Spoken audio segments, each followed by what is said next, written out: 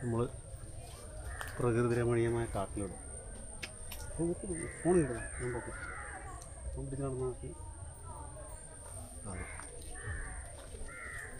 ഇതാണ് പണ്ട് തെളിഞ്ഞു കിടന്ന കാടാണ്, ഇപ്പോൾ വന.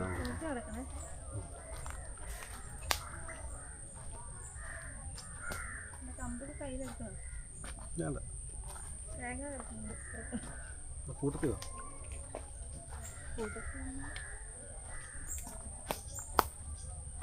ഇതാണ് ബാബുച്ചൻ്റെ വീട്, പോലീസ് ബാബുച്ചൻ്റെ വീട്.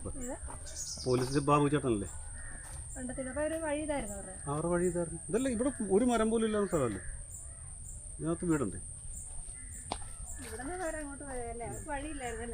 ഇല്ല ഇല്ല, വീട് കണ്ടോ?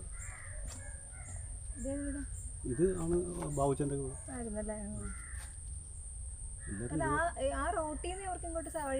ഇല്ല ഇല്ല, അത് അവിടുത്തെ കുഞ്ഞുങ്ങളുടെ വീട്ടിലേക്ക് മാത്രമേ ഉണ്ടായിരുന്നുള്ളൂ. കണ്ടൽക്കാട് രസമല്ലേ കണ്ടൽക്കാട്.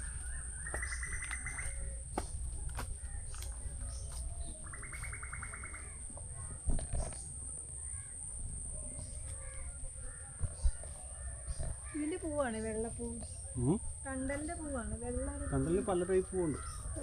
നീളത്തിരിക്കുന്ന കണ്ടലുണ്ട്, ഉരുണ്ടിരിക്കുന്ന കണ്ടലുണ്ട്.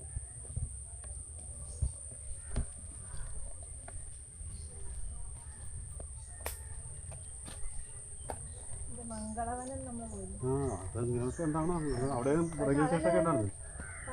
റെയിൽവേ സ്റ്റേഷൻ ഉണ്ടായിരുന്നു മംഗളത്തിൽ.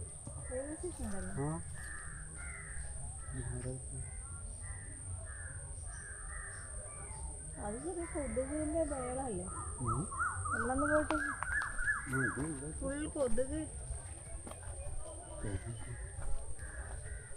അത് നമുക്ക് നിൽക്കുന്നേ, ഒരു സെക്കൻഡ് നിൽക്കുമ്പോ തന്നെ കൊതുക് വന്ന് കൊതുകായി.